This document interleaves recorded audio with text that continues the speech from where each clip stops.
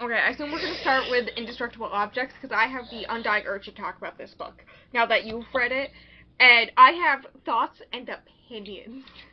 I also have thoughts and opinions, I think. I have so many. I should probably pull it up on Storygraph so I can talk about content more. I don't know what to rate this stupid book. It's like... Don't worry, I have thoughts and opinions because I rated it something, but I think I'm gonna lower it, and so, like, part of my giant-ass paragraph, and when I say giant-ass paragraph, it's like half a page of just one paragraph of my thoughts and opinions at the end of my notes. Part of it is me being like, do I lower it? I think so, but I don't know, and I saw that you didn't rate it, and I was like, listen, it's gonna be a whole conversation. I'll probably know by the end. This will help me. Yes, I assumed, like, I literally was filming my wrap-up, and it was, like, one of the last two things I did. I was like, the episode comes out this Friday, and Stingray hasn't rated it yet, but I assume they will. Wait. The kitty's just walking around with, she has, like, a strawberry mouse toy. She's walking around with it in her mouth. She's so cute. Oh, I love her. That's very important information. Hey, did you... She's so cute. Hot take. Mara Dyer gives me cold, wet vibes. Yeah, you're so real. Yeah, you're so right.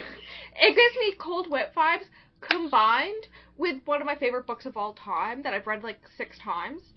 It has similar vibes. Which book is that? It's called The Rules by Stacey Kane. I don't think you'd like it because it's technically sci-fi. I don't mind sci-fi that I've read. Like, I don't mind it, but it's not like I'm obsessed with it or anything.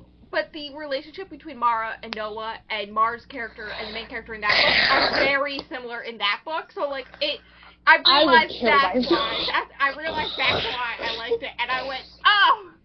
Also, I didn't even look at the summary online of the first one before I picked it up. I just started reading and then I instantly remember everything. Oh no, fuck Jude. It's very memorable. Everything that happens is very memorable. Don't worry. It's been like it gets worse, Bestie. Oh, I know. I'm prepared. I'm not prepared, but I'm prepared to scream and cry and have a good time. Yeah, I've only If you don't like this one, I'm gonna take it personally. Like, the other ones I can forgive just a tiny bit, especially the last one, but this one, if you don't like it, don't tell me. Don't tell me. Don't let me see anything about it. Because, like, this one is so personal. This one is so personal. Like, it's almost Wicker King level, okay? Like, it is my favorite trilogy for a reason. Listen, here's the issue. I'm scared for this reason because middle books in series and me are, like, cursed. I never enjoy them. Like, but I'm fully telling you the last one is the worst one. Ooh, okay. I have high hopes, though. It's still good, but the ending is kind of... Yeah, no, the only... But I feel like you might see it coming because you're smart, but I didn't, because there's, like, major foreshadowing in the first book until what happens in the last book. Ooh, I mean, okay. And throughout the whole thing, there's so much foreshadowing and, like, dual timelines, and it's so crazy, and I love it! I love dual timelines. Some of my favorite books have dual timelines. Listen, a book that I read yesterday for this podcast in an episode that doesn't come out until October was dual timelines, and I had a good-ass time. I'm going to try to read that as soon as I can so we can go ahead and get that recorded so you can have that ready. I took very detailed notes just in case there was, like, multiple months in between. Because I was like, I need to, like, so that, like, my thoughts and opinions are all here. Well, since we're doing doubles in October, I figured I could try to help you out there. She's so cute. She just has a little strawberry mouth. What if I start the episode with that? Okay. That'd be great. Yeah. Do you want anything else in the intro, or we just want me to go into the book? We should probably introduce ourselves and all that. I mean, that's what I'm gonna do. But I'm sad that Heartstopper Season 2 episode is not gonna be in my month, but it's okay. You can do the intro now. Maybe people will start paying people properly. I doubt it'll happen that quickly. Be so serious, bestie. I know. Listen, here's the thing. I've been looking into it. Because, like, October is 3 TV show / movie episodes in there. And, oh, fucking hell, I forgot about that. Yeah, and I was watching YouTubers of people who, like, react to movies generally and whatnot for their channel who aren't doing that right now because, and one of them was like, yeah, I have plans for October that I'm going to film, but, like, just in case I gotta make up plans, and I went, shit, this could go until October, and then they were talking about how A24, is already, like, following the guidelines that, SAG and, the Writers Guild set up, instantly. Like, they instantly just followed. You know, it's A24, I'm not surprised. Yeah, but here's the thing, they're technically a low-budget production company. I think it's production. Yeah. And they are willing to pay their people. Hello, Netflix, Amazon, Disney.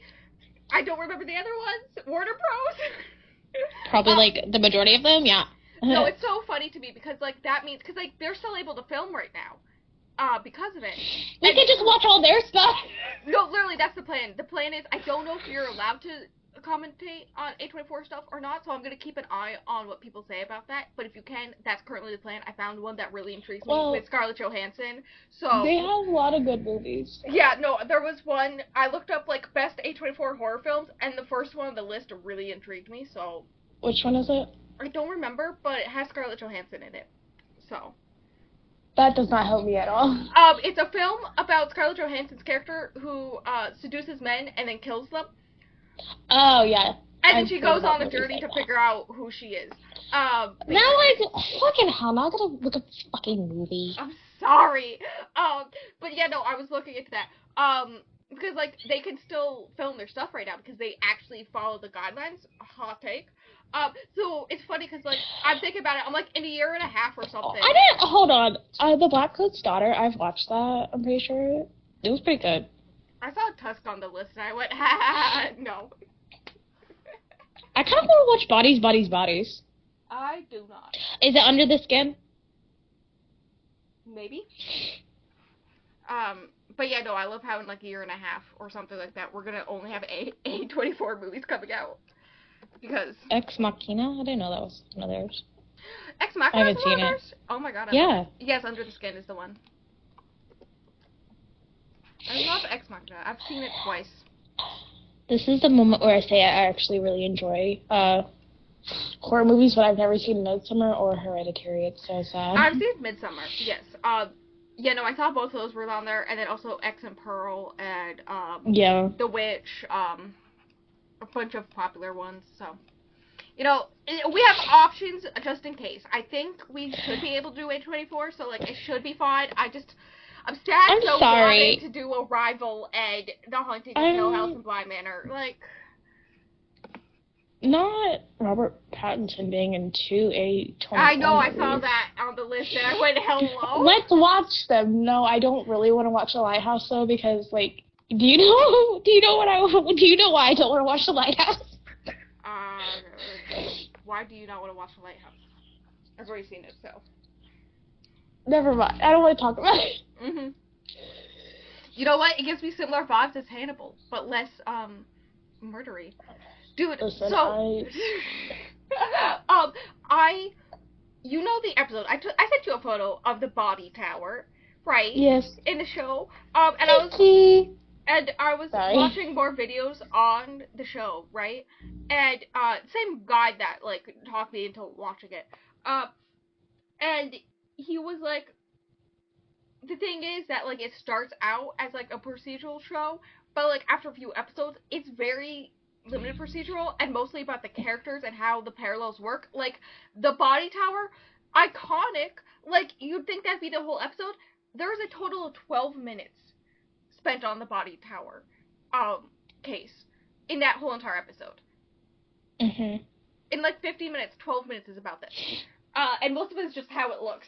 So Kiki. That's a cat. So, you know, very You see her little strawberry mouse? Yes. Alright. It's so cute, isn't it? She's so cute. I love her. Thank you. Okay, we need to do the intro. We do. I Flower, aka Rose. What's my fun fact for the day? My fun fact for the day is that I have finally sat down and decided to watch a Hannibal TV show. Stingray knows I won't shut the fuck up about it. I'm not gonna lie, the voice messages from, like, Saturday or, like, Sunday, no, yesterday, no, I don't fucking know what day it is. My mom didn't work yesterday. My week's all thrown off. I think it was Saturday. I just didn't listen to any of the voice messages because we were busy. And I just knew they were all about Hannibal. Yes. Yes, they are. Listen. The 2 days I didn't talk to you is the ones I didn't listen to the majority of your voice messages. Whatever days those were. I'm sorry. I was busy. I love you. I knew going into it that, I remember you would have issues in your head about it? Yes. No, I knew going into it from, like, when it was coming out. I was on Tumblr back then. And so I knew... I knew the gay stuff about it. Dude, you cannot tell me it's not fucking gay when Hannibal stabs Will and then holds him in... I cannot... Like, it showed me that scene 6 different times, and I don't feel okay. I'm not. I could do a whole entire Wicker King episode length, like, thing on the whole entire show. Like, I could go crazy, and I won't. But I will sit you the fuck down and force you to watch the show with me after I finish it. I've had it in my mind to watch since at least 2019, so you know. Yeah, no, I've been planning to watch it for a while. I'm bad at watching TV, because, like, I just don't like watching stuff by myself. True. But every once in a while I will. You know, so it's just I like occasionally... Like, I won't watch anything for a few months, and then I'll just watch a bunch of whole stuff at once, and then, yeah. Yeah. No, I occasionally would, like, watch the first 2 episodes and then stop, and I never go back to watching it, because I was intrigued, but, like, not enough to go through it until I watched a video on it, and then I was like, you know what, I'm really intrigued by this, and, yeah. Also, I love how oddly erotic all the cooking is. Like, this man is cooking up people, but they film it erotically, and I don't... Anyways, do your intro. My name is Fish, aka Stingray. And, not only is this cat just fucking staring at me, like, it's kind of unsettling how much this cat is just... She's been there for, like, over 5 minutes. She's just staring at me. Like, do something, Bestie. Like, get in the bed, go play. I don't know. You're being a weirdo. You're being a weirdo, cat.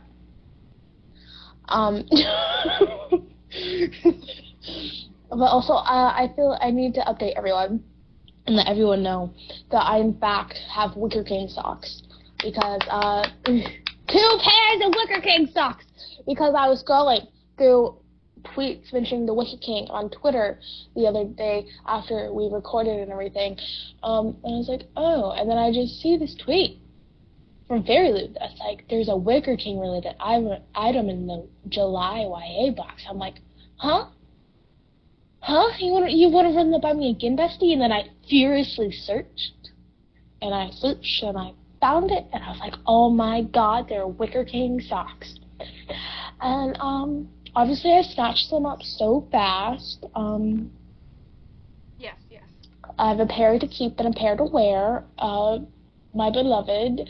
It's so, like, this is the only merch item for the Wicker King that exists. I'm gonna have to pick it up here and, like, make some Wicker King related items somehow, somewhere with, you know, cause, like, I got a Wicker King TBR board game. Yeah.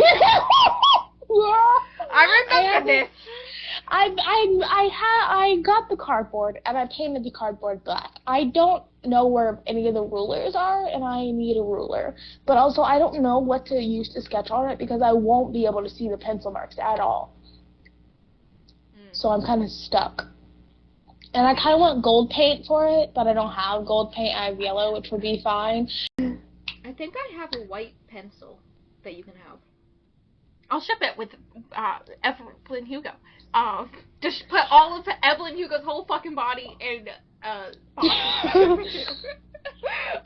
very Hannibal Lecter of me. You know, listen, I could talk about. I'm gonna have the best birthday. Yes. This birthday better be fucking worth it, especially if I'm turning 20. Like, that's gross. That's ew. Sorry, but it is gross. It is ew. The way I'm 24. I'm gonna be a tool. That's different. I just remembered that. I'm gonna be a 20-year-old teenage girl. Don't worry. Dude, and my brain time stopped during lockdown, and I turned 21 Bro. at the beginning of lockdown, so for me, time stopped when I turned 21, accidentally. Bro, I've been 13 since I've been 13 for how many years between 13 and 19? Yeah, I'm still 13. I don't know what to tell you. Yeah, almost 7 years you've been 13 and 13. I'm okay in my head. It's okay. It's okay. This is very much a stream of consciousness podcast, very similar to how we talk to each other on a daily basis. On today's episode, we are talking about a book that we have thoughts and opinions on. Thoughts and opinions. Okay, but can we start with a not thruple thing? Yes. First I'm going to talk about what the book is. Indestructible Objects, a book that has... It's a book, for sure! True. It's a book that has under 1,000 ratings on Goodreads.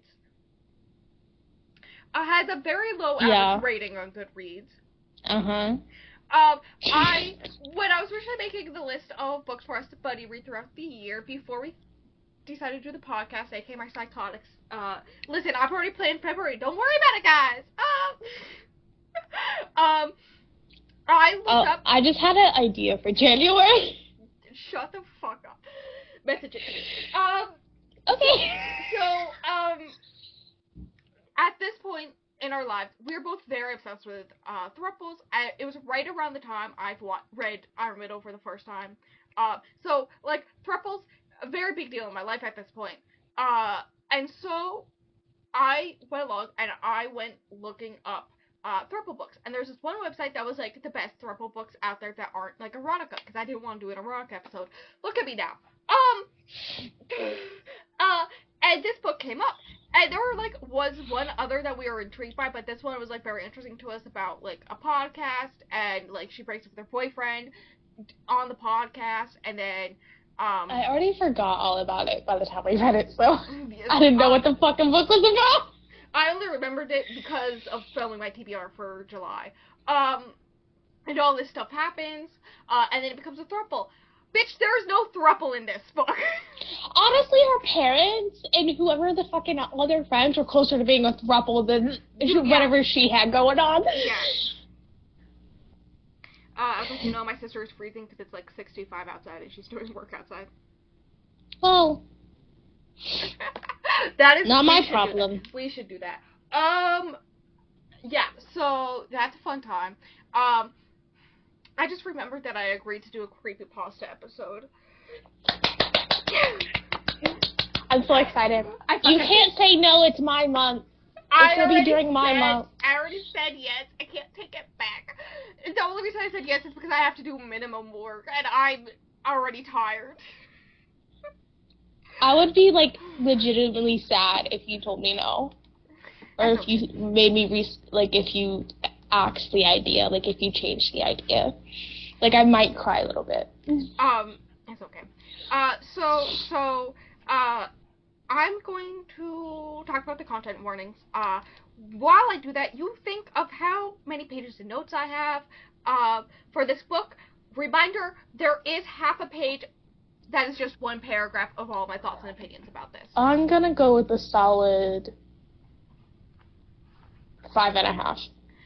4. I knew it was 4! What did I say? Like, my first thought was literally 4. But I was like, oh, I'll shoot a little bit higher. Like, the first, 2 or 3 sentences of the paragraph is at the end of page 3, and then, half of page 4 is just this paragraph, and that's it. So good times. Content warnings. We got graphic infidelity, biphobia, racism, moderate homophobia, toxic relationship, and religious bigotry. Hear me out.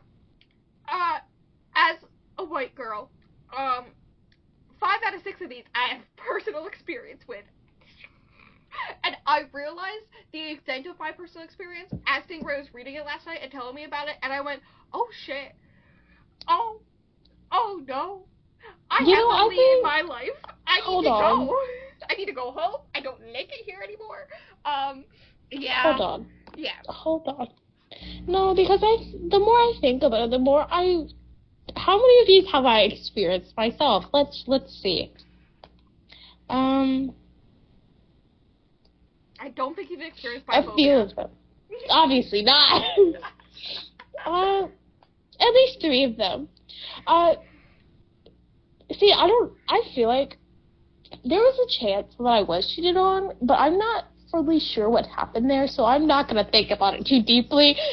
Dude, because if I do, I would. Dude, one of them was named Connor, which is why every time we make the no writes her and jokes, I'm just like, yeah. Yeah. Hello, if your name is Connor. Ow! Hello, if your name is Connor, Get the fuck out. Just, yeah. Kitty, I will, kitty. Kitty?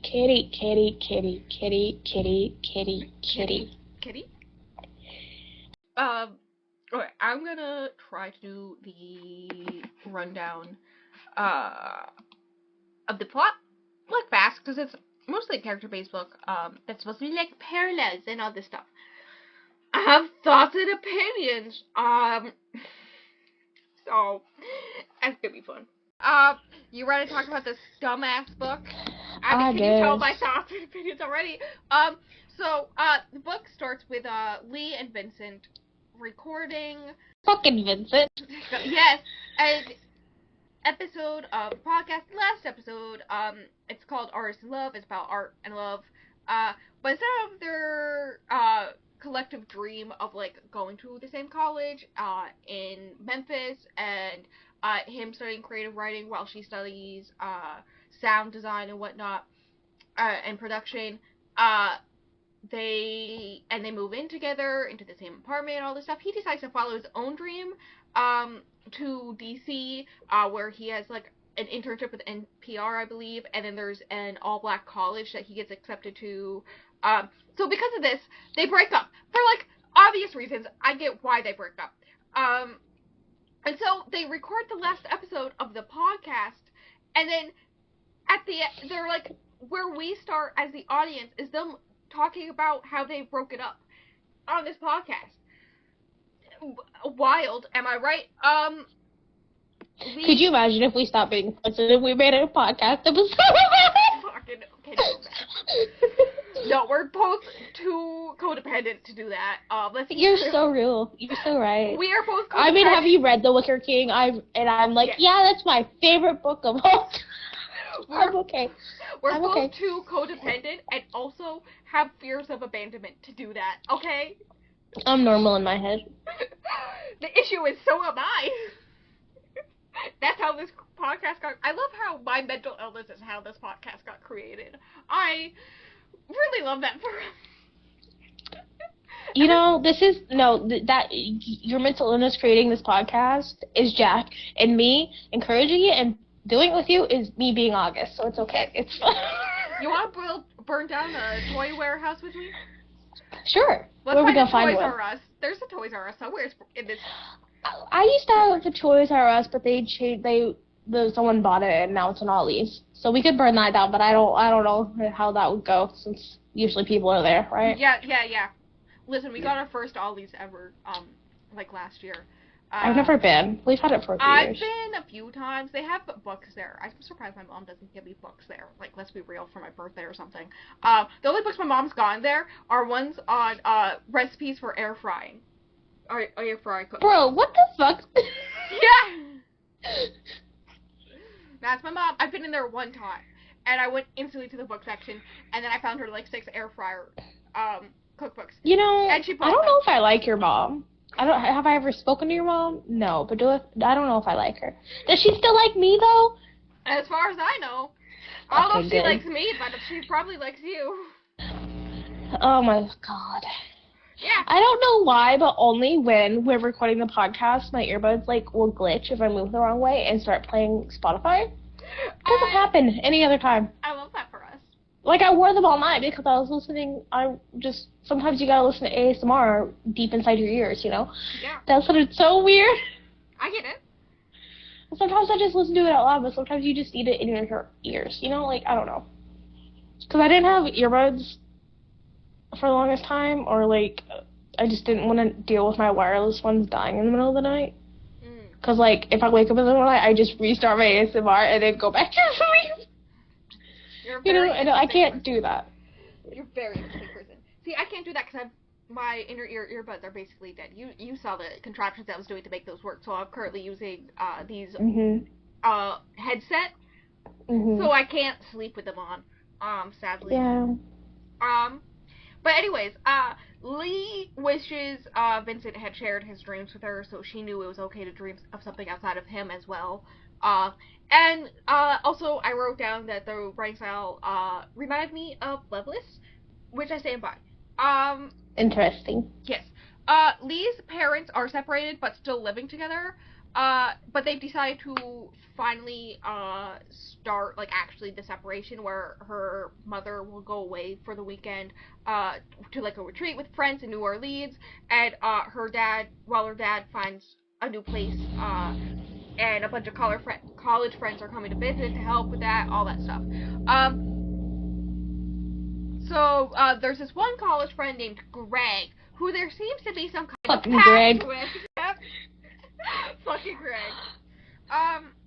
I love how it applies to literally everybody. You could just say fucking whoever, and it would be, you would understand. Yes. So for work, Lee runs an open mic at a coffee shop. She does, like, all the sounds and stuff for it. A lot of people on the podcast socials are saying Vincent always deserved better than her. Lee is the one who runs all the socials and promoting, as well as the editing for the podcast, and always felt like Vincent didn't respect the work she did because it wasn't creative like the writing and graphic design he does for it. Which, listen, hear me out. My favorite parts of this book are about the podcast creation, which makes sense, because now, before I chose it, we didn't have a podcast, but now we have a podcast, so I relate to it more. And as the person who does the editing, if you ever made me feel like I wasn't doing enough, I would actually go all the way to Texas and stab you. So... No, I feel like you're doing enough, but one day, I want it to be so, like, like, one day I'll be able to help more, obviously. Yeah, and at that point, it's gonna get so good up in here. It's gonna get so good in this bitch. If only, bestie, you made those Instagram reels. The clip's just sitting on my other phone. I just have to figure it out. Listen, I just have to sit down and do it, Like, the other day, I messaged you. I think I'm going crazy, and you just ignored it. And the reason why I said that is because I was like, what if I actually make the reels myself and just post them on the YouTube? And then I went, why do I need more work? Hear me out. I'll make the reels, and then I'll send them to you so you can put them on YouTube, too. That's what I was thinking was going to happen. I was like, you know what, I'll just do it that way. I was like, I don't have the skill set to do it myself. Let's be real. See, I feel like I should... I like, could have pictured how I wanted it to be, but I was like, I have no skill set. I cannot make that happen. It would just be bad. I really have to sit down and, like... I feel like the best way to do it, since we don't have video, would be to, like, use really eye-catching captions in it and, like, stuff like that. So that would, like, take me minutes. So I really have to, like, sit down and fucking do it, so. One of these days. Yes, there's, like, a lot throughout the whole entire book about how Vincent makes her feel like she's not good enough. I have thoughts and opinions. Don't worry, besties. Vincent showed up to the coffee shop before she went to work and told one of her coworkers about the breakup. That's weird as fuck. Why did he do that? Despite Vincent. Despite having never gone to the coffee shop before. Like, he's been dating her for 2 years, never went to the coffee shop. The day they break up, he's like, hi, random coworker of my ex-girlfriend. We broke up. Here's our whole life story. Okay, bye. Fucking Vincent, like... Yeah. So, there's a bunch of stuff with her doing feticide, blah, blah, blah. One of the normal singers who comes for open mic night, named Ian. Fucking Ian. Yep. Fucking Ian. Lee has always had a thing for Ian, because he's, like, really attractive and whatnot. And he starts talking to her about guitars. So she asks him to meet her outside. They start making out. She's not feeling it, but she's like, you know what? Bad kissers can still be good at other things. So she takes him into her car. They start doing other things, but she's still not feeling it. And so she's like, okay, bye. I'm good. And he's all like, well, you should like help me out. And she's like, but wow, that's not my job. If you really want that, you should help yourself out. It's not my job. Which like, yes. Agreed. Fucking Ian. And so he's all like, listen, why can't you help me out? And so she kicks him out and drives home, leaving work early. Wait, it left all her shit there, even though it was just explained that she's very particular about her stuff and she never leaves it and she always takes it to and from, etc. Yep. Oh yeah, also I wrote down the exact wording he used, and I quote, to take care of him. Yep. Gross. Yep. So get a fucking job. I know, right? Vincent shows up at her house, and they talk. And they cuddle in bed, and he asks her to leave Memphis with him, but she won't put her whole self into Vincent. And then they fall asleep holding each other. So then the next morning, her dad like walks in, and there's like all these college friends who are here, including some of the college friends. Son, Max, one of the other main characters, there's like this whole thing where like it's uncomfortable, blah blah blah blah. Vincent goes home, Lee goes okay, back. but like with that, I know they're acting weird. Like, yeah, I understand they just technically broke up, and then like quote unquote got back together, even though Lee did not say a single word to him. She did not say yes or no. She just kind of laid there. Yep. But, like, when everybody woke up and everybody came in, they were acting so weird. Like, they found out, like, if they walked in on them actually, like, doing something or something. It was really weird. Like, yeah. I don't, yeah. They were fully clothed and asleep. Like, it was weird. So, she goes to work. She takes Max with her. Max just sits there and listens to the whole entire last episode of their podcast while she's at work. She does a really good job at work that day. There's she's like already on the fence with the boss because like she left work early the day before, right? Makes sense. But there's this musician comes in and he like plays like nails in a can and stuff like that. And she's like, it's a really difficult job to do. Like make the sounds today, make like be good, right? Yes. But she manages to do it perfectly, and he's, like, a big fan, and he's like, dude, here's my card, I'm gonna see about giving you a job, like, you're really good at this, and her boss is, like, really, proud of her, but also at this time, both Lee and Vincent, or not Lee, Ian and Vincent enter the coffee shop, and she was, like, really busy with work, so she was trying not to pay attention, but, basically, Ian comes up, and he's like, why did you try to be with me if you had a boyfriend? And she's like, I didn't have a boyfriend at the time. And it's not like I actually gave you a fucking handjob.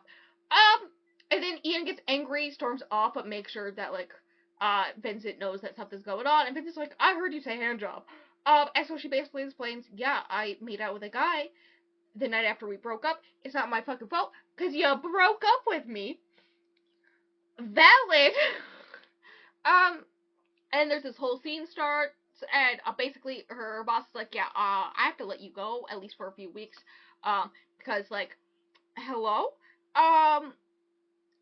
And Leah's really upset about this, because it's, like, the one safe place she has, because, like, her house, both her parents aren't there anymore, there's all these people in her house, her attic where she recorded the podcast is just, memories of Vincent, and so the safe space she had was the coffee shop, and now she doesn't even have that. And yeah, oh my god, so many things just happened in the span of 5 minutes. The cat was meowing, so I let her out, and then she tried to go outside because I was checking on Izzy because my mom was making me close the back door now.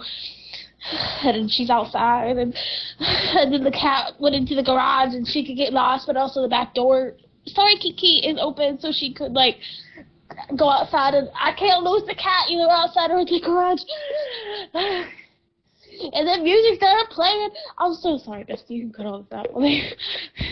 I was stressed. But also, can we talk about how stupid that whole thing between Ian and Vincent and all that shit was? Like, Yes. Yes. Please be so serious. Like, Hear me out. Vincent. Hear me out. Hear me out. If you break up with a girl and she thinks, I need to forget about you, I'm gonna make out with someone else. You cannot be very valid feelings. Like, I get, like, oh, it's only been a day, blah, blah, blah, blah. But also, like, you broke up with her, you don't have a right to be angry about this. Mm-hmm. Even if you came crawling back to her less than an hour later. Like, be so serious. So Max and Lee start hanging out. I need you, when you have everything edited down, I need you to send me the audio just so I can, like, cut everything up, just so I can get every single part where I say fucking whoever or just fuck, because I feel like it'd be really funny, for real. Thank you. Okay. So, that's actually really easy, because I have to download them anyways to make the YouTube video. So I can just email those to you.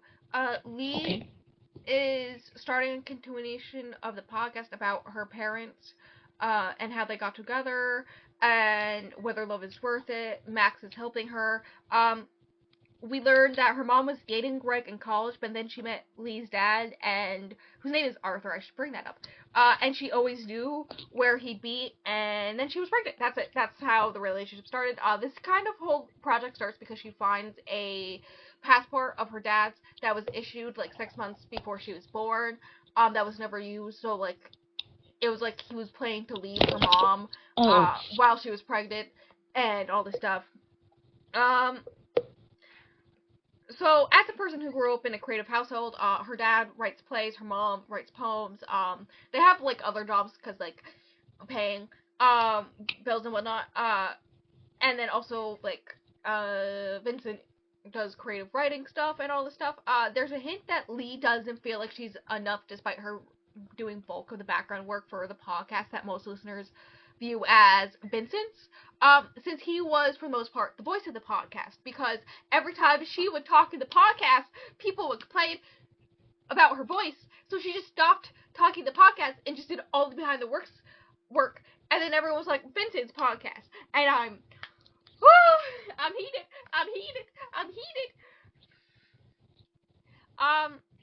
Should I mention that I kind of feel like that because I just feel like you're better at this than I am. I feel like it's because I have more practice, because I just dove head first, starting the very beginning of this podcast, and here we are now. I think it helps that you're a better speaker than I am, and you know how to be more concise with your words. I think it's called all those years in a creative writing program at a liberal arts college of having to do stuff like this a lot for my actual education. I think it prepared me for this. Hot take. It's the only thing it fucking prepared me for. All that, gentlemen, just so I could do this. Well, maybe one day. People will actually listen to it, and then we can get a redacted sponsorship, and it'll all work out. It'll all come full circle. Listen, I love how the joke now is that we will know we've made it once we can get you an actual mic. Yeah. And or a computer. Both, because what would I do with just a mic? I mean, I think you can, like, there's ones that you can hook up to your phone. Yeah, like one of the mini ones? Yeah. No, I want, like, an actual one. Okay. You know what? Currently, the budget is trying to find $7 so I can get a thing that makes it so my mic works with my headphones. Listen. I have, like, I would like to narrate things, and having an actual microphone eventually for something like that would be very nice. Yes. So. But also a tripod, because I don't have an actual fucking camera, I just film on my phone, like a phone tripod. My life would be amazing. Like, I would ascend. Listen, my phone either sits on a box fan or the top of my dresser. Listen, if I film with my back to my shelf instead of my back to my bed, I literally just stack books on top of my trash can and, like, push some books back and some forward so it can, like, cradle my phone, Yeah. But because I want to film this one video, but, like, because I don't have a fucking tripod, it would be very difficult, so I don't know what to do about that. I've been thinking about that for weeks now. That's me with Read With Me's all the fucking That's why I sat on the floor for all my Read With Me's. Yes. My floor is disgusting, though. It collects dog hair like there's no fucking tomorrow. And that's the only reason I don't do That's why there was a blanket covering the majority of my carpet, and you could not see any of my carpet, even though it was hot as fuck because I had to turn my AC off. See, I think a really good background for mine would be my weighted blanket, because it's just like a gray thing. So I think it'd be good. So I think with my actual tripod and actual camera, I can do it. The issue is that it auto stops recording after 30 minutes, so I'll have to like set an alarm for 20 minutes, stop, and then restart it 3 times for one Read With Me. I'm gonna put a fucking phone tripod on my. I should do that. I put the thing for my headphones so I can have a mic on my wish list, so that when Christmas comes along, I can be like, Mom, buy me this. Because that's our budget. Okay, back to the actual fucking book. Vincent is still trying to get Lee to follow him to DC. At this point, so Lee is just recording intro stuff and stuff for the new version of the podcast, in the attic. And at this point, we learn that she cheated on Vincent with, Claire, her co-worker at the coffee shop, multiple times. Boo! Yep. We don't like cheaters. Yes. Agreed. Vincent's family is really religious, so with a combination of their relationship and the podcast, Lee didn't have time for her friends and any of her other hobbies. Like, she's, like, taking Max around town. Like, Max overhears that whole intro thing, too. And he's like, bitch, what the fuck? You're giving bi people a bad name. And she's like, yes, but, like, why do I have to be the perfect bi when, like, if a straight person did this, like, you wouldn't say, you're making a bad name for straights. Which agreed. So, like, they go around town, they go to, like, this music store, and she's, like, thinking about how she used to go to the music store all the time with her friends, but then, like, she started dating Vincent, and then they started doing the podcast, and Vincent couldn't really go and do any of these things because of his super religious protective parents. So she, stopped hanging out with her friends. She doesn't really have any friends because of that. She stopped really doing anything that wasn't the podcast or hanging out with Vincent, and all the stuff, and I went, that's, a little, just a big giant red flag. Just wave it in the air. Like, there's this YouTuber I watch, Alex Myers, where he does, animations, reactions to movies and TV shows and whatnot. And whenever there's a red flag, he has this one animation of just a whole bunch of people dancing with red flags that it just went through my brain when I read that part. And I went, I have a question that's unrelated. If you had to describe how tall 62 inches is with, like, everyday items, how would you describe that to me? Do you know? Because I have no concept of length of anything. Like, how tall is 62 inches? 62 inches is just short of being me. Just short of being you? Yes. How tall are you? I'm 5'4.5". I looked it up, and it's just over 5 feet. Okay. That should be fine, right? Yeah. For a tripod? Yeah, that's a whole ass meat. Is it one that you can, like, move up and down and whatnot? Mm-hmm. Okay, then yeah, that should be fine. I could get a pink one or a blue one or a silver one, but I think I'll just get black. It's literally just the first one that comes up. I want a pink one. Thank you very much. You want me to send you the link? You think I'm not going to go to your own wish list after this to add it to I mean, there's a 67-inch one, too, but it's $30, and the other one's $19 right now because it's 33% off. Hear me out. In what world would you need something that's that hot? Because, like, I feel like don't know. We're both types of people who record while we're sitting, so... And even when sometimes I'm standing, I like to stand. Yeah, but, like, even when I'm standing, I can just put it on my stand I have, and then it will be tall enough. So... Well, I feel like if you were, like, recording other things, that'd be good, but since we're just, you know? Yeah. You know? Yeah. So, Lee is using this project about figuring out what went wrong in her parents' relationship and all this stuff to put her relationship with Vincent into perspective. Makes sense. So there is a singer/guitarist named Risa who showed up at the open mic night the last time Lee ran it before she was low-key fired. And she initially thought she was cute, and she eventually starts helping with the podcast as well with Claire in a segment where they theorize what happened. Where after a few days, Max and Lee will go to them with all this new information they found out, and they theorize about what happened. I actually love that part. It was so funny. And it becomes a recurring segment. One theory is that Greg is her actual father. All this stuff. Hear me out with all that stuff. So Kiki. I feel like, hear me out. Her mother was just fucking all of them at the same fucking time. Like, I don't care. Like, you can't tell me that's not what was happening. I agreed. Greg was supposed to show up at the house. Lee was sent to pick him up from the airport. He never showed up. All this stuff.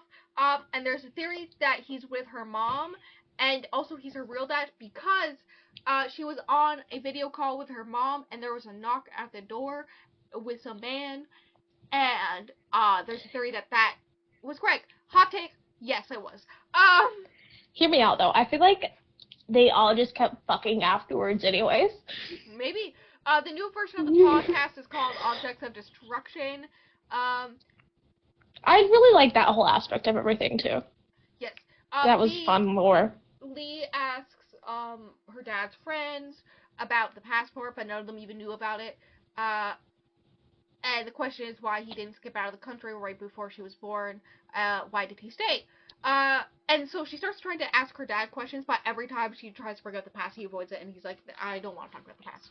That was so suspicious. Yeah, no, that was very weird, because he's all like, and near the end, he was like, fine, we can talk about the past, because it's your story. I'm like, yes! That's weird. The questions she's asking are like, am I your actual fucking child? These are important fucking questions that your child is asking you, and you're like, I don't want to talk about it. Leave me alone. And at the end, it's just like, oh my god. Max and Lee return home after the segment and whatnot, and Greg's there. Fucking Greg. I know, right? So Lee hates going around in circles not being able to ask certain questions because of, being tactful and all this stuff. So, she calls up her mom, instantly, as soon as her mom answers, she's like, is Greg my real dad? And her mom goes, I don't know, and then she hangs up on her mom. That's so embarrassing. Due to Vincent's very religious upbringing, Lee never felt like she could talk to him about her sexuality. Especially since he wouldn't do anything more than kiss her, so she was like, that's all I get from him. Also, we learned a little bit, his parents run a church that's, very progressive in, the racial aspect, but literally the front page of their website is, a marriage between man and woman. And so, so I understand fucking why. I understand. And so, Greg doesn't want... all the people that were mad that she didn't come out is so annoying because, she was in a straight presenting relationship. As far as she knew the rest of her life. Yeah. And it didn't matter to her, and she didn't feel the need to, right? So, it's none of your fucking business. If she doesn't want to, she didn't have to. True. So, she brings Greg up into the attic, asks, are you my real dad? And he doesn't, want to talk about that possibility. So, Lee decides to go, on a drive and sits in her car outside of Vincent's house. Boo. So, she's sitting there, and then she realizes it's a Sunday, so there's a whole bunch of church people who are there, and they are all staring at her like, oh my god, this evil girl who, gave her son sin and all this stuff, right? And she... I don't understand why they hate her so much, genuinely. I don't know either. because she has progressive parents. I don't fucking know. But while sitting progressive parents, what, they're artists. They don't go to church. Yeah. While sitting there, she realizes that all their dreams were false because, like, Vincent's parents won't even let her in the house. Why would they let Vincent move in with her in an apartment? That part was so sad, honestly. Yes. And he wouldn't go against his parents because he never does. Even about their homophobic views. Like, he even won't go against about their homophobic views. So why would he go against them, such as, I want to move in with my girlfriend of 2 years? Like, yeah. She realizes all of that was false. So then Risa messages her, and they go hang out. Risa has found a place that has a VCR player, and they found I have mixed feelings about Risa. Me too. They found a VHS tape in her dad's office of their engagement party, so they play it. Could you just imagine if it was the tape from The Ring? That'd be much better. It really would. She realizes while watching this that her mother is currently in the video pregnant with her because she like fake sips champagne and stuff like this. And nobody knew about it at this point. And Greg goes to do his whole speech, but then he tells her mom not to get married and run to LA with her in front of everyone. This is why that was embarrassing. I know, right? Nobody in the friend group likes Greg because of this. But we learn later on, everyone fucking forgot what he did. They just remember he did something shitty. And I'm like, how the fuck do you forget this? Because her mom literally freaked out and started flipping tables, being like, how the fuck dare you? And can we talk about the fact she flipped a table while she was pregnant? Yes. Like, that's crazy. So, yeah, no, everyone's freaking, and then everyone just, like, silently goes into the kitchen, and, like, smokes their cigarettes, all this stuff, and then Harold, her dad's best friend, and she calls him Uncle Harold, I think, like, he's her godfather or something, I don't remember, comes back out, and he's like, are you okay? And she's like, yes. And he's like, are we still friends? And she's like, yes. And he's like, what about everything else? And she's like, we forget about it. And then they kiss. And then Lee's dad comes out. And that's basically where the tape ends. And Lee realizes... Yes. I feel like if it's anybody's kid, it would be fucking Harold's, like, honestly. I know, right? Lee realizes a poem she assumed that, like, her mother had wrote it. She thought it was about her dad initially, but then she thought it was about Greg, right? But then she realized neither Greg or her dad's jobs fit into the imagery used in the poem, and she realizes it was actually about Harold, and she had an affair with him. And then I wrote down, I can see the parallel of mother-daughter retelling story of Malibu Rising. Ow! Oh my god. Sorry, the cat bit my thigh, and then my phone was on my thigh, and yeah. Anyways, the parallel of the mother-daughter relation, like, lives, as well as the retelling history aspect, reminded me of Malibu Rising. A much better book. Yes. 100%. Lee goes to Risa's, who shows her a song she decided to write for the podcast, and it's the perfect theme song for the podcast, which is like a big deal because Lee's been trying to figure out what to do with the theme and all this stuff. And you know what? So then they take I have a controversial opinion. What? Lee's mom was fucking all three of them, and they could have just been a throuple. I mean, they were basically a throuple because you can't tell me she wasn't messing around with Harold every once in a while. Yes. Throughout the whole thing, like, just be so serious. Like, just be like, then we could have actually had a throuple because, like, yeah, Lee is polyamorous, but, like, her mother and all three of them were closer to being a fucking throuple. Well, it would be, what would you call a four people? I don't know. And you know what I mean? Like, yes. And hear me out. Then Lee would have seen a positive influence of a polyamorous relationship, and then maybe all the shit with Vincent and all the cheating that is explained away because she's poly wouldn't have fucking happened. Yeah. Yep. So, what? I just combined Lee and Risa's name, and I got Ree. I found their ship name. Risa and Lee make out. Risa takes off her shirt. Lee's wearing a dress, but she takes it off. But then they stop. And then Lee and Max decide to visit Harold and question him. Fucking Harold. Harold. His apartment sounded cool though. Yes, Harold did love her mother, but also loved her dad as like a. That was kind of. I was like, are you sure that's only in a friendship kind of way? So in a way, he decided to choose the love of both of them by being their family and not like a lover or anything like that, and that's why he's Uncle Harold. I'm sorry, no, that sounds so gay. Like, just be honest. Like, I can't. Yeah. At this point. I was like. Yeah, they return home. Max and Lee have a deep conversation, but in the middle of it, Vincent messages her, to be like, come fucking Vincent. So, she does. They go in a tent in his backyard, and so, in order to get Lee to move to DC with him, he says he's ready to do, and I quote, boyfriend stuff, aka have sex. And, like, she starts touching him, and then she's like, this isn't right. Like, this is not how it's supposed to go. And all this stuff. You know, I'm glad she realized that, though. So she's... Fisty. It took a solid, like, 2 minutes for the internet to come back. The power instantly came back, but the internet, it took a hot minute.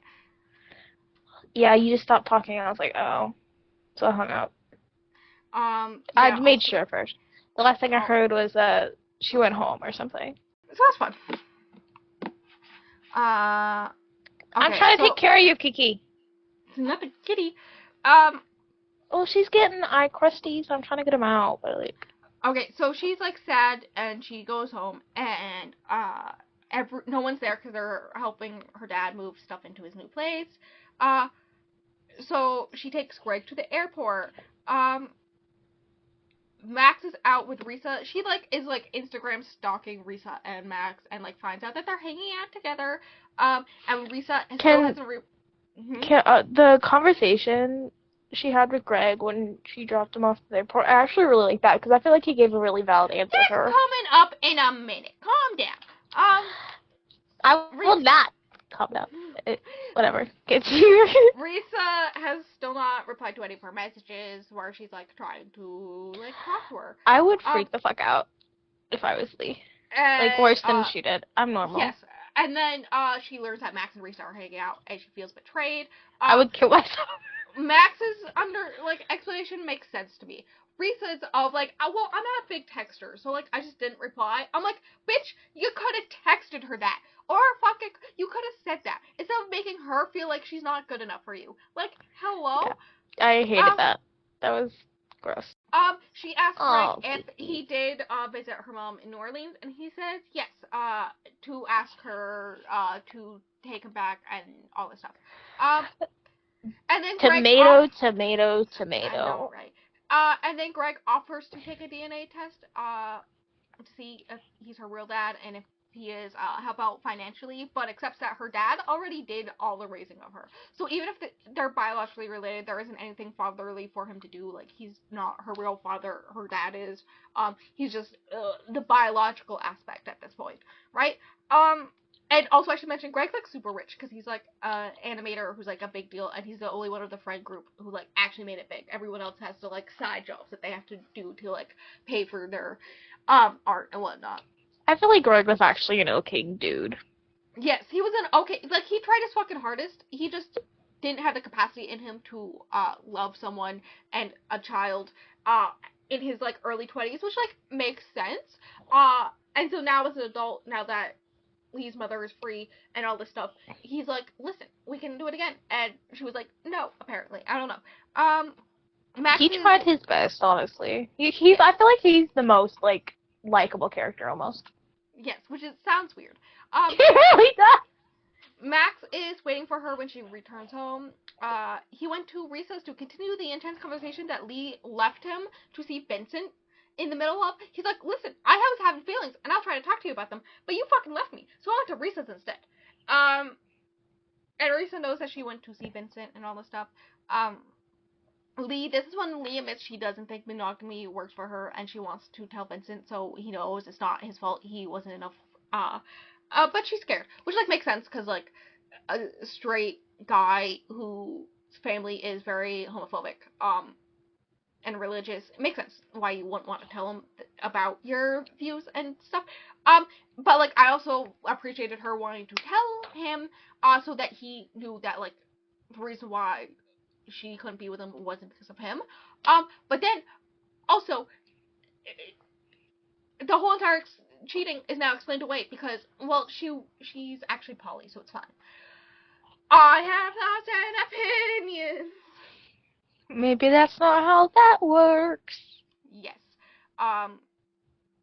We decided to dream a new dream of having a whole recording studio and not having to choose between Vincent and Risa.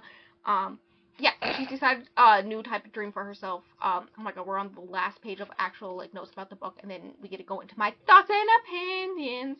Yay. I'm sorry, the cat has such a funny face. I love her. I feel like she just has a little funny face. You know what? Oh god, Bessie, this is what happens. I'd like everyone to know that the whole time Stingray was reading this, they were sending me memes of freaking out, and I was like, this is me when I was reading it, but you didn't know what was happening. I was just freaking out at you for no reason. So Lee helps her dad like go to Darken and pick up some stuff for his apartment, like a trash can and a bath mat and things like that. You know, like small things that you need, but like you don't think about until you have to move out of another place, right? Can we talk about the fact that when he came home after all that and was like, hey, you want to go to Target with me? Max comes out the shower. He's just in his towel. And her dad's like, what type of bath mat should I get? And then he's just standing there in his towel. He's like, a gray one. Yeah. And they just have that conversation like that. Like, so she gets back from shopping to a message from both Risa and Vincent, and she reads Vincent's first, and it's a message about how he could never forgive her. And then sends her the first episode of the new podcast that she recorded. Fucking Vincent. With illegal artwork as the cover. But with all the personal stuff about cheating left in. Like, a lot of the stuff she, like, hadn't, like, recorded, but she meant to take out was left in. Mm-hmm. See, that part was terrifying to me because I've, like, recorded and uploaded videos privately of me just having fucking breakdowns because sometimes you just have to. And if someone ever posted those, I would actually, like... Yeah, same. You know? Same. Dude, why does Max get away with this so fucking easily? Fucking Max. Fucking Max. I thought Max was gonna be the good guy, and then Max came out here and fucking did this. Anyways, Max did it. The way that he, like, if I had to rank the characters, it would be Greg. Wait. I think it would be her dad, Greg, and then Max. And levels of, like, okayness. And I guess Maggie is kind of high because we don't really experience Maggie. True. So Max. I liked Sage. I liked Sage. I have thoughts and opinions about Max's parents. Max. Yeah, they're questionable, but like as a whole, I feel like Sage is a good person. You know, or they try to be. Here's the thing. I don't know if they succeed, and I don't know if opinion or attempts really matter when you make your child feel like they're not good enough for you because they change slightly. You're right. The non-binary character, like, yeah. It's like I don't know anymore. The non-binary character can't accept their child because their child is changing. All these people are terrible. Never mind. Yeah, exactly. Anyways, Max uploaded it because she, and I quote, wanted to find a way to tell him, as in tell Vincent, about everything. And when she rightfully yells at him because everyone hates her and there's so many hate comments, he says it's not his fault because they hate her for her mistakes. And she fucking Max. She literally shows him all the hate comments being like, she was never good enough for him, all the shit, like, yeah. She's like, here, look at all these. And he's like, it's not that bad. And it's like, bitch, I'm pretty sure, like, as someone who hasn't even gotten any comments, I'm pretty sure you can't understand how it feels until you get them about you and your personal life and experiences, right? Yeah. Also, I wrote down in my notes about this section, I'm 98% sure posting personal recordings of someone without permission is illegal, or at least suable, and let alone with the illegal artwork he stole as the cover of it. Mm-hmm. And then I put down, I'm stressed.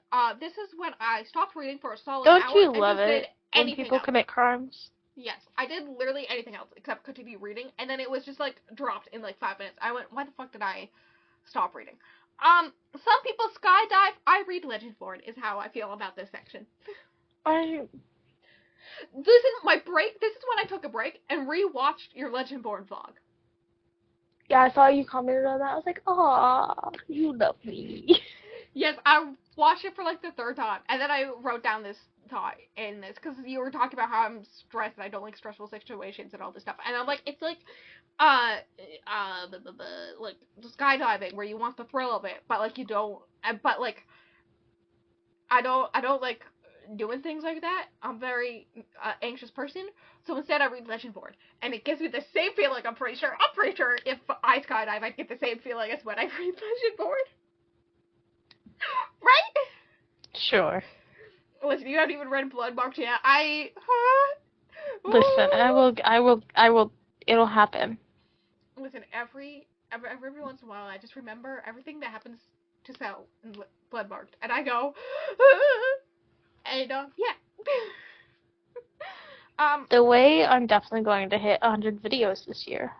Oh, look at you go. I've already done that. I mean, I definitely already have more than 100 videos uploaded, but, you know, privated. The 100th one is something to do with you. I think that's the one where you chose the game books I read or something like that. Sorry, not the Wicker King episode having 8 views. Right. Listen, the average viewing is 46 minutes, which is super high for us, so... Yeah, especially for me, like a me-led episode, goddamn. One, the longest episode. 2, highest average ever. Like, the average for most of them is like 2 minutes, which is normal for me. I'm sorry, not the Weight of the Stars episode having more views than the Wicker King episode. Don't speak to me. Lesbians, am I right? Dude, I still laugh about how the first Ice Planet Barbarians episode still has no views on YouTube. 101 views on the things we never got over? How's the watch time on that? I haven't looked at that one since, please check. Like weeks. I'm curious. We'll check, on YouTube Studio. I'm already on this channel. Cool. No, the first Ice Planet Barbarians has a view now. It has one singular view. The Things We Never Got Over episode average view duration is 7 minutes and 38 seconds. Wow. Which is not bad for us. That's, like, really good for me, honestly. Wow. Oh my god, it does have one view. The average view... There's no average view. View more. It says watch time, 0 hours and 0 minutes. It was probably a misclick. I think so. I'm sorry, not the Things We Never Got Over episode having 101 views, and then the next most popular one has 27 views. Yeah. That's us. I love how the first Desperate Measures has 25. And so does the Wicked Bargain episode. The way we only have 327 views. Only? Are you kidding me? That's so many more than if we just posted on Spotify. Our Spotify has a total of 37.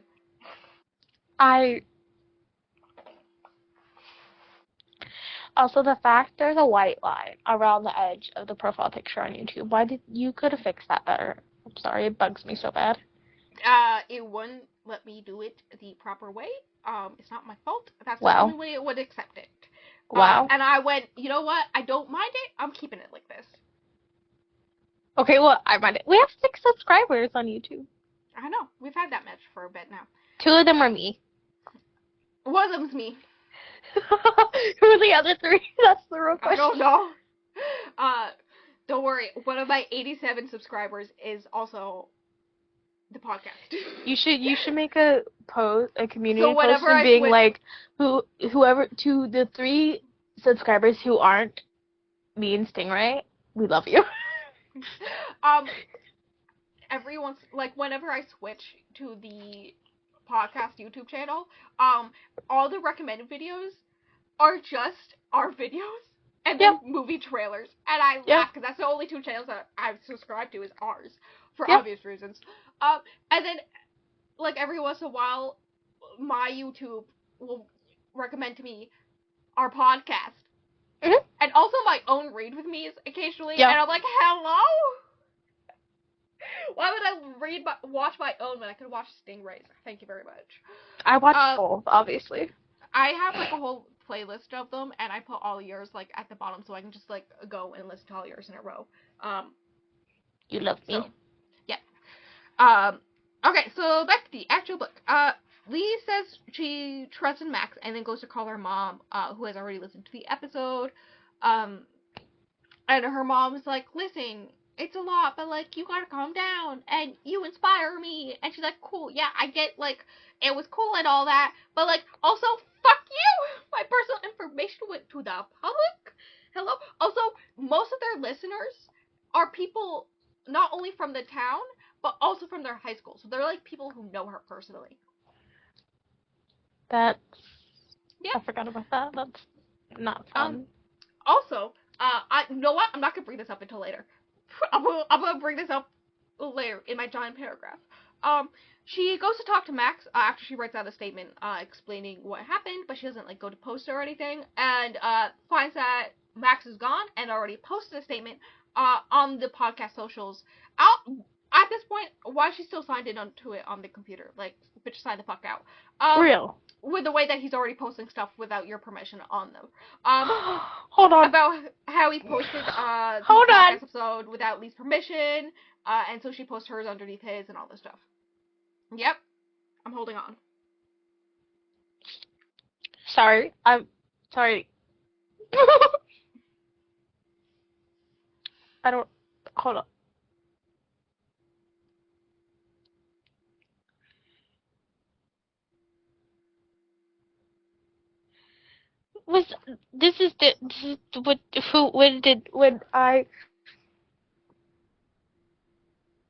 Anyways, bestie.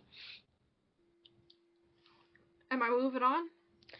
Sorry, I saw a video with Red Roll Blue related. It's fine. I'm okay. Sorry. Oh no. I have to go check.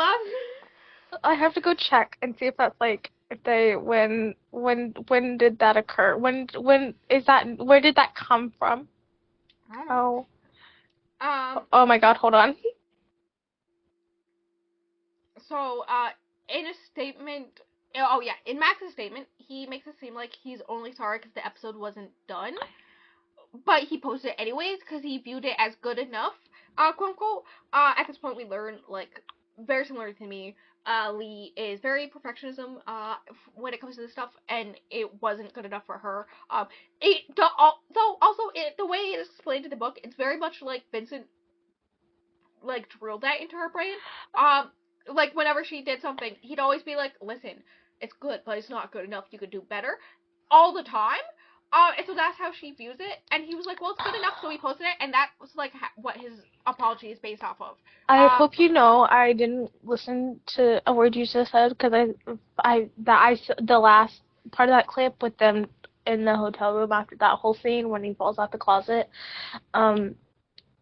I saw that part on Twitter, and then I had to run to the Instagram to see the full thing.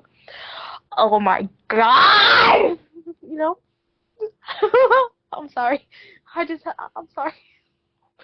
But also, the dude who plays Henry is actually so hot. Like, I've seen him in a few other things that are really bad movies, and so I'm so excited. It's gonna be just as cheesy and stupid as the book, and it's gonna be perfect. He's in, Purple Hearts, the Netflix movie. And don't remind me. He plays the prince in the Camila Cabello, or whatever her name is, Cinderella movie on Amazon. Those are the 2 things I know him from. At least this will save him. This will save him, right? Listen, I really do think it's gonna be so. You gotta go gay. Anyways, yeah. So basically, his apology is like, sorry, I posted this without her permission. Or not even without her permission. Sorry, I posted this. Despite it not being done, because I thought it was good enough. And then he couldn't stay long enough to fucking apologize to her in person. I'm angry. So fucking Max. Max has run off without apologizing back to Chicago. Also, at this point, literally, as soon as, like, Lee has stopped talking to her mom on the phone, she's like, I should apologize to Max, and, it's not his fault. And I'm like, bitch, what the fuck? What? No! I'm angry. I'm heated. I'm sweating. You know, Risa, I was in a mood about this because of this podcast episode, and then I saw the Red, White, and Royal Blue new clip. I'm having a great time. I'm sorry. I had my batteries. There's new Red, White, and Royal Blue content. Hard stuff is coming out in 2 days. Hell yeah. So she tries to find him. She calls up Risa. They go to the train stations to stop him from going to Chicago. This episode has been so chaotic. I'm so sorry, bestie. It's okay. And this, in the car ride, is when Risa learns, or not Risa learns, Lee learns that Risa was the one that told Max to post it. The way I would stab a bitch. So fucking hard. Wait, what? Did that just go over my head? Apparently, Risa straight up is like, well, I told him to do it. And she's like, hello? That went right over my head. Oh my god, you're joking! It's never brought up again. She doesn't care, because then she brings up, well, I don't want to be in a monogamous relationship. What the fuck? And I went, no. Maybe I hate all these bitches. Me. This is so me. Yeah. So Lee tells Risa she doesn't want to be Bestie, monogamous. I think this might end the 3 or below vlog.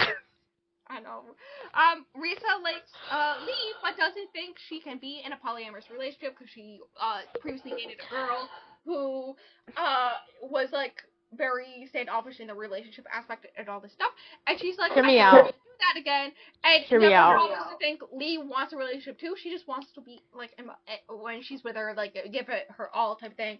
She's like, I can't be in the same type of relationship, so I'm gonna be like, no, bitch. And then they have to continue their drive to the train station. The girl that Risa had a thing with before, she just didn't want to be with Risa. That was the whole thing. Yeah. And she just assumes that's what Lee's like too, and all this stuff. To the point where Lee actually straight up thinks that Risa's left her in the middle of a gas station. Yeah. Why would she just leave her? That's literally Risa's car. If she was gonna leave her, she would kick her out the car. Like, be so serious. So basically, why are these bitches stupid as fuck? Like, I don't know. They eventually get to the train station to pay a band $30. But she's like she's like my age, right? Why are these bitches so stupid? I'm the one who dropped out of school. She's literally 18. She's younger than you. Oh, well. You're more mature than these bitches. Aren't you happy? It's the trauma. That's what did it. So, yeah, no, they get to the train station, they pay a band, rent a band there, $30 to play a song for Max, to get off the train.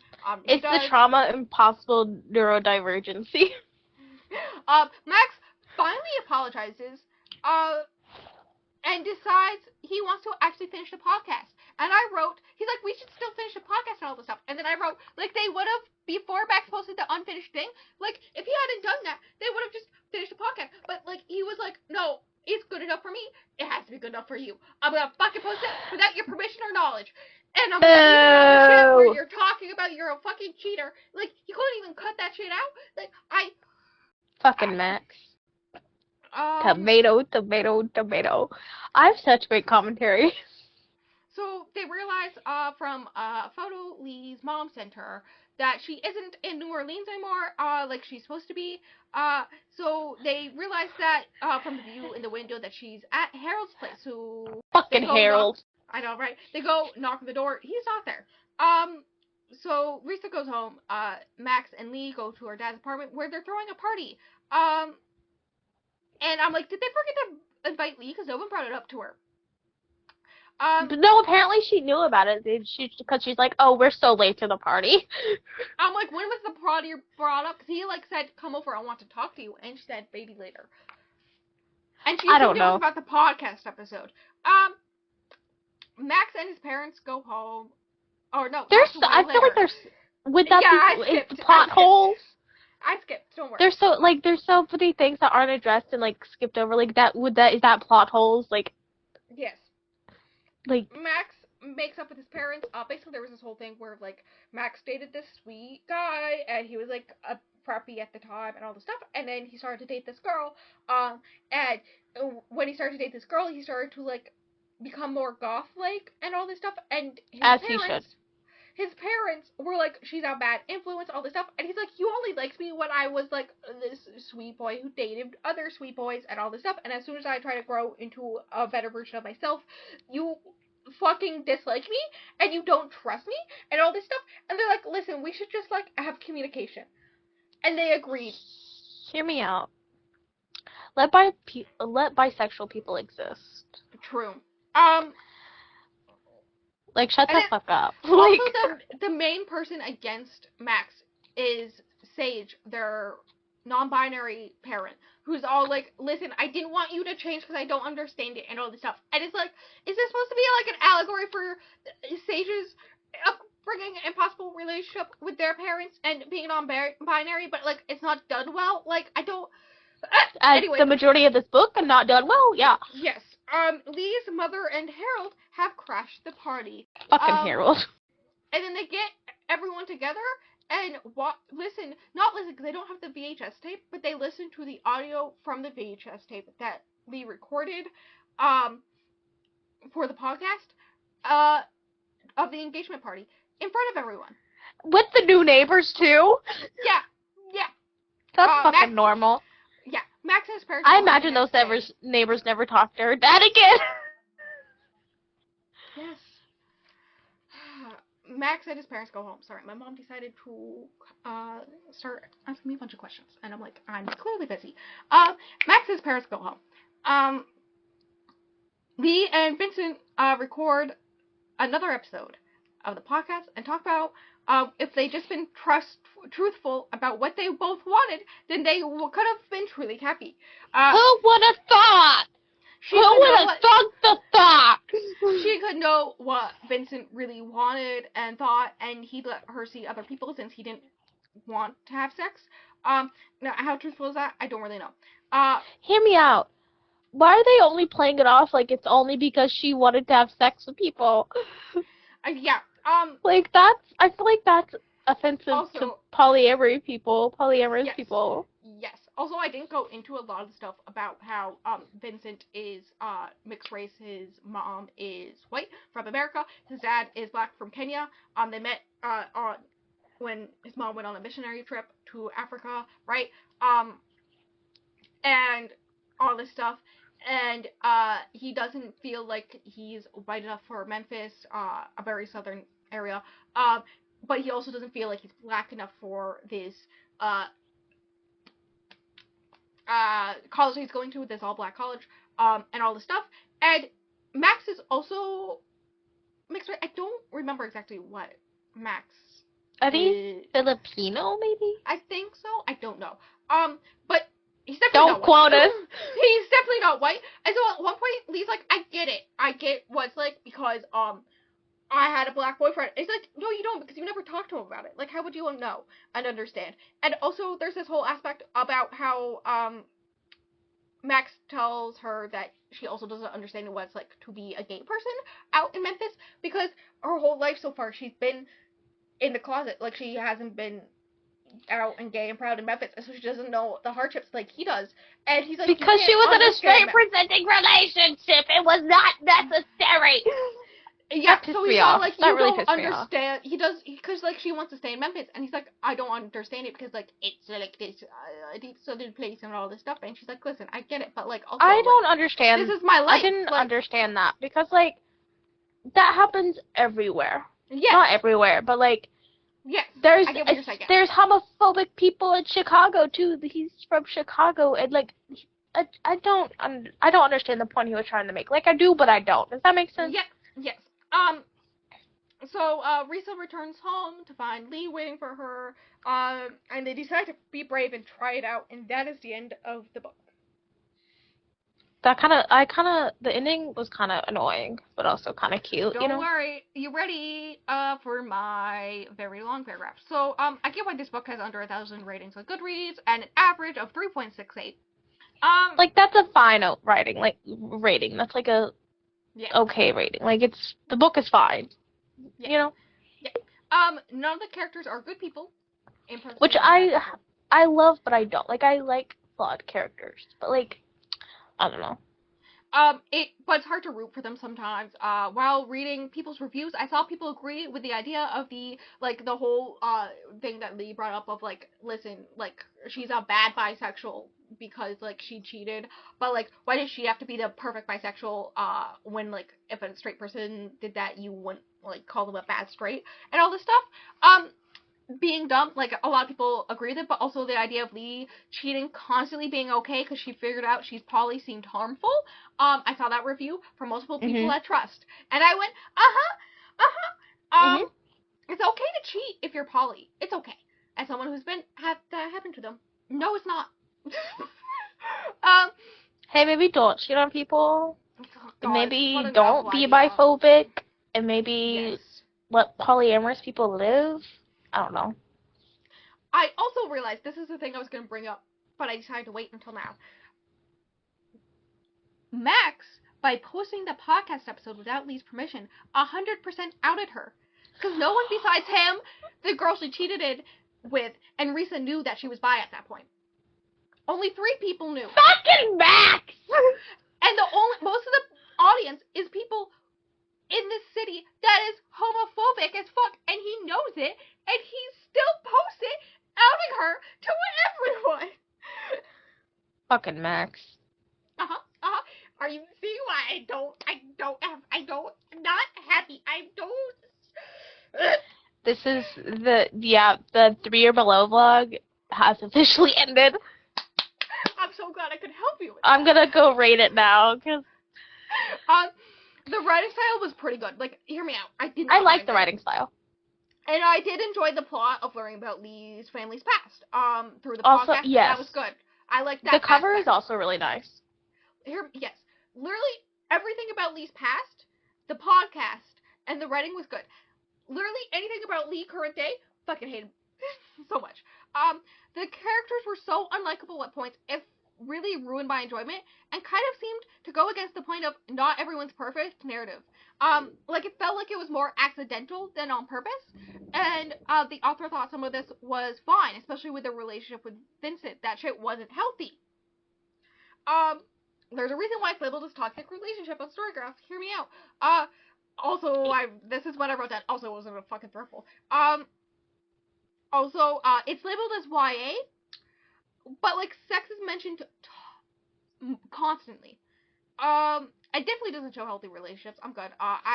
This is what I said. I may lower it to 3 stars instead of 3.5. I may do that. Yeah, I'm rating it 3 stars. It gives me the vibes that the author made. What I wanted. Okay. Yes. It gives me the vibes that she made Vincent a shitty boyfriend to the point where it's toxic, so that it's okay Lee cheated, but also nothing comes from his being a horrible boyfriend. Also, I gotta question the aspect of making the one black character the toxic boyfriend.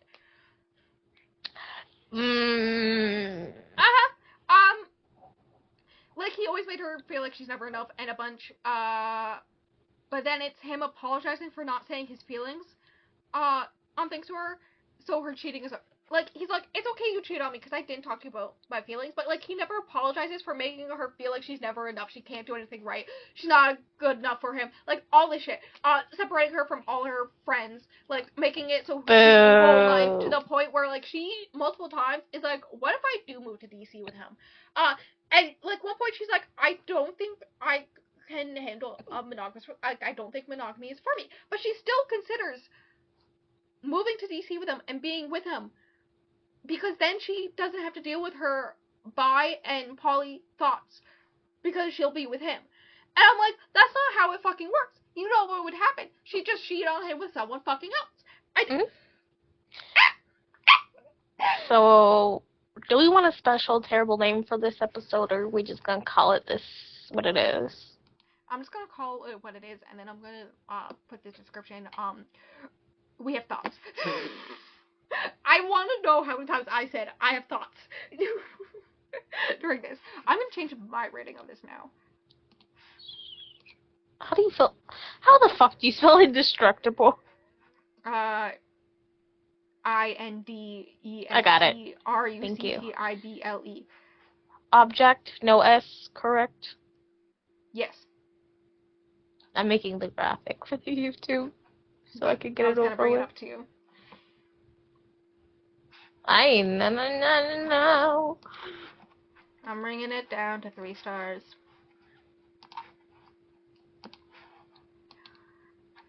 The cover's pretty though. Yeah. Okay, while I'm editing my review, you have any other thoughts? The mystery aspect was fun, like you said, the whole figuring out the whole thing. Lee's mom definitely fucked all of them, and was probably continuing to fuck all of them throughout the whole marriage. The cover's cute. What the fuck else? What the fuck? You know, like, you know. You know, I just really wanted a throuple. I'm so happy to read Iron Widow this month just so we can read a throuple book. What does your shirt say? It looks like it says heart dog. I heart my dog. I just saw the heart in the dog. I was like, I'm keeping that in. I'm still recording. I'm cutting most of that out, but I'm keeping that part in.